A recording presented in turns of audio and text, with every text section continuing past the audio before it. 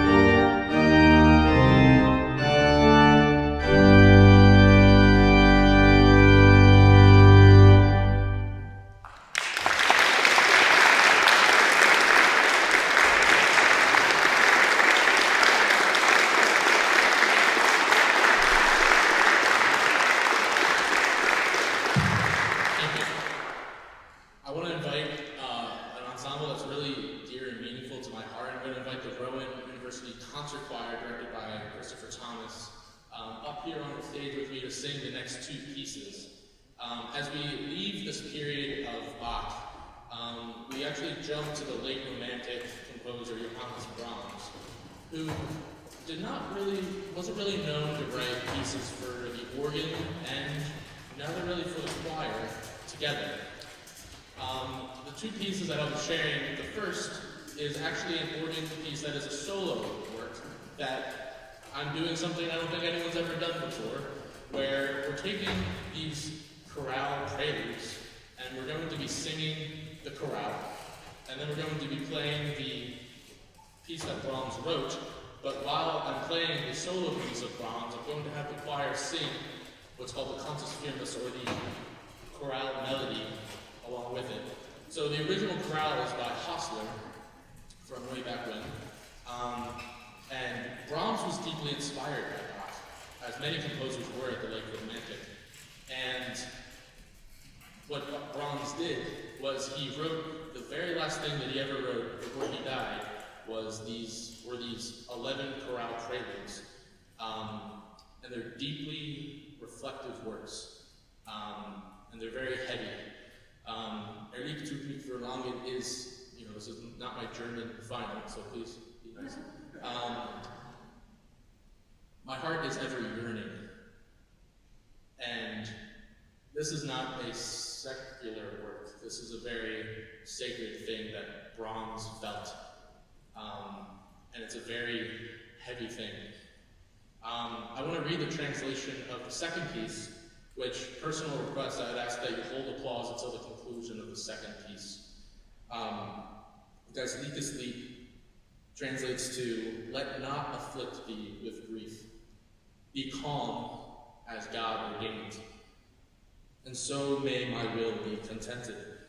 Why take thought for the morrow? The one God who gives thee what is thine watches over all. All in thy doings be steadfast and true.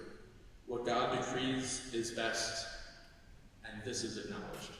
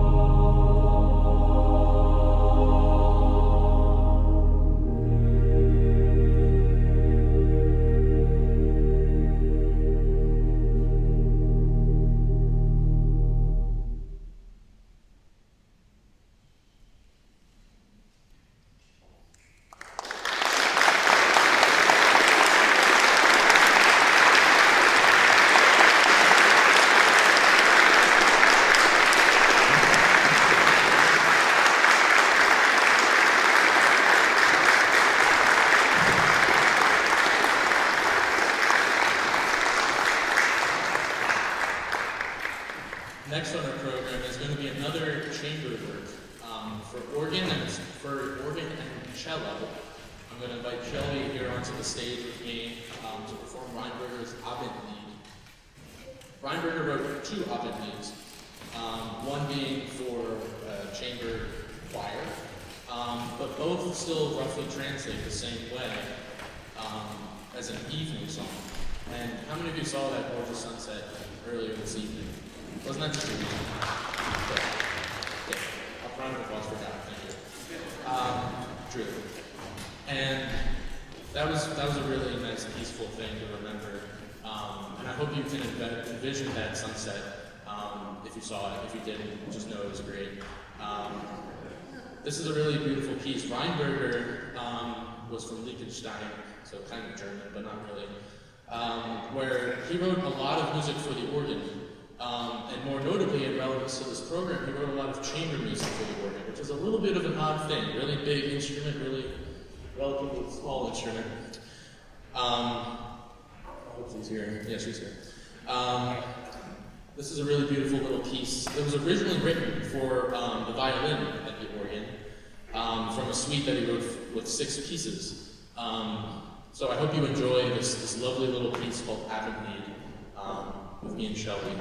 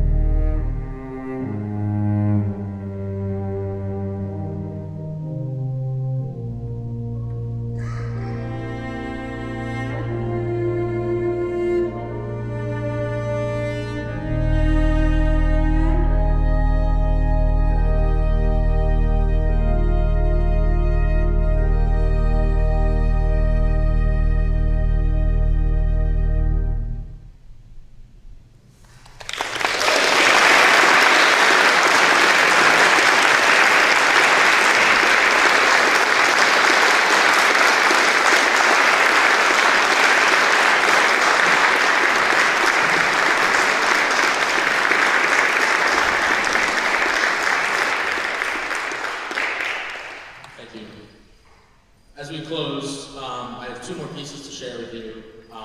Both we're journeying from Germany over to France in the tradition of the organ, where we get introduced to a much different sound and a much different texture in some ways. César Franck was a Belgian composer who was very well known for his contributions to the French organ literature. The piece that I'll be sharing with you today is a very well-known work of his that's more commonly performed on the piano, but was originally written for the organ. And Franck's organ was very different than the organ that we're listening to today. So there's lots of things within his music that might have been easy for him, but we have some added challenges with these American organs that are trying to do their best to replicate the things that are overseas. So the Prelude, Fugue, and Variation is a very self-explanatory title to be Franck. And it is exactly what it is. There's a prelude, and then there's a fugue. And then the variation is actually the same exact music almost as the prelude, except Franck decides, you know what, I'm gonna really make the organist really paranoid.